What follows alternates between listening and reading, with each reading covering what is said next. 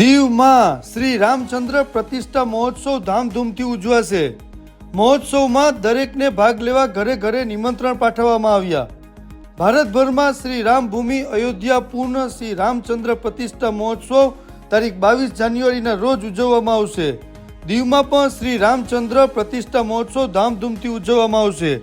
દીવ, ઘોઘલા, વરાંગબરા અને વાડી વિસ્તારમાં વિવિધ સમાજો, સંગઠનો, સંસ્થાઓ આ પ્રતિષ્ઠા મહોત્સવ ઉજવવાની ભરપૂર તૈયારીમાં લાગેલા છે।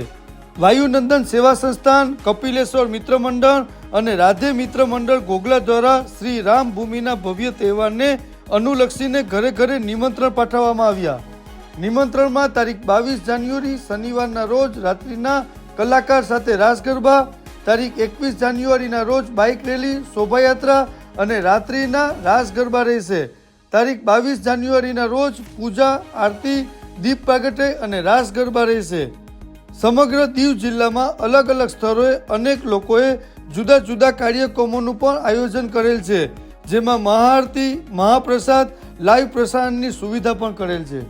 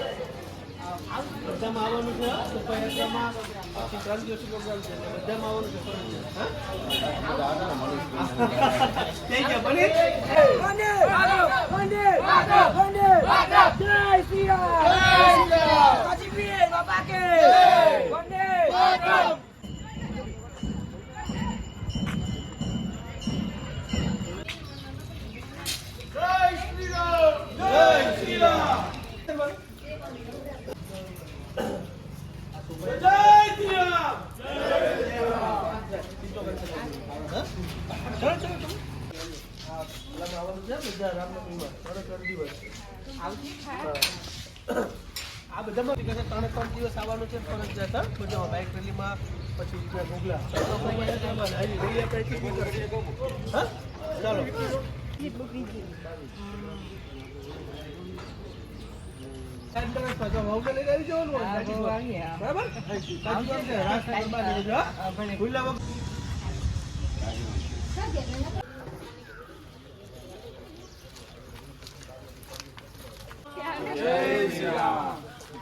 આવવાનું છે રેલીમાં, બાઇક રેલીમાં ને પછી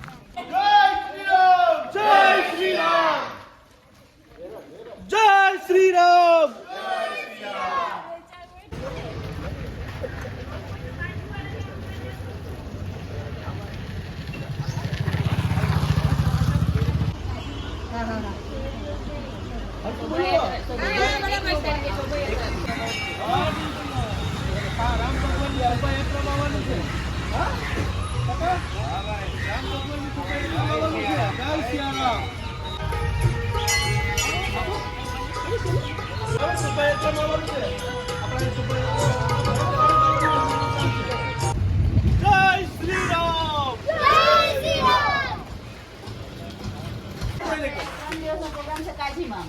ત્યાં નાસ્તો બધું છે એમાં. શોભાયાત્રામાં પણ આવવાનું છે. હા? આવજો બધામાં. આવજો બધા. ડીજેમાં પણ આવજો.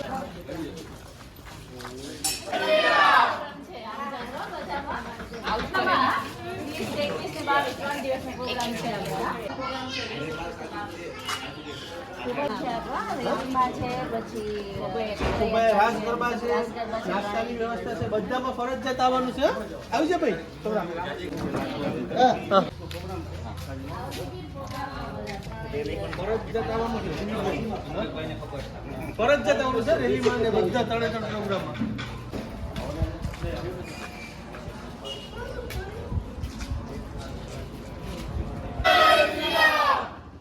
જય શ્રી રામ.